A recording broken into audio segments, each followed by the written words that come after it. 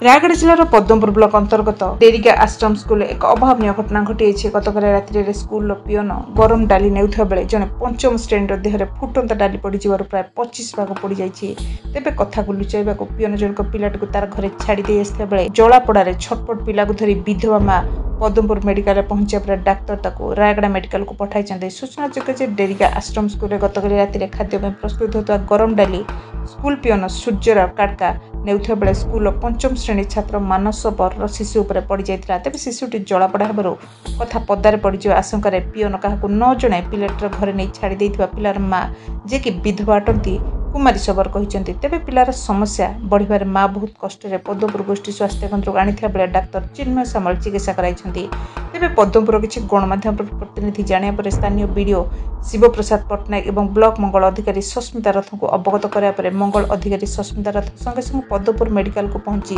शिशु को Raigarh medical bone unit को रेफर करछन्ती। तेबे गतकाली राति ठारू सकाळ पर्यंत असहाय विधवा माँ पुगु धरी पद्मपुर मेडिकल रे पड़ी रहिथिले। पद्मपुर थाना रे एमएल सिंह केस टाइप करछन्ती। तेबे उक्त घटना को केउ कारण लुचाइबाक एभଳି करा जायतिरा ना एथिरे आउ के संपुक्त तदंत हेबा सह कर्मचारी मानकर दायित्वहीनता बहकु एभଳି घटिथिबा केउ कारण रे एभଳି परिस्थिति सृष्टि होला केही जानि पार नाही एवं पिओन जनक काहेकि पड़ी जायतिबा पिला को तार घरे छाड़ी देइतिरा ताहा तदंत हेबा आवश्यक। तेबे पद्मपुर पुलिस घटनार तदंत करथिबा जणा पड़िछि। पद्मपुर प्रसंग ओडिशा मोबाइल टीवी काली सेमाने आसी पहुँचले राति 11:50 रे 11:50 रे पहुँच सारा पर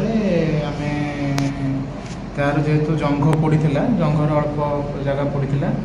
से आमे प्रथमे ताकू एठी जंघरे जहाँ ट्रिटमेंट आमर दवा कथा देलु इंजेक्शन ये दलु राति कल एसी चलैक राति सारा आम रखी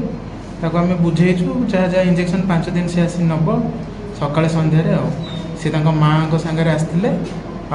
जड़े किए संपर्क सागे आसते सर ये घर पिला स्कूल पढ़ी स्कूल शिक्षक किए आसते ना शिक्षक बर्तमान पर्यटन किए कौन फोन फान पिला विषय चिकित्सा किए कौन फोन फान फोन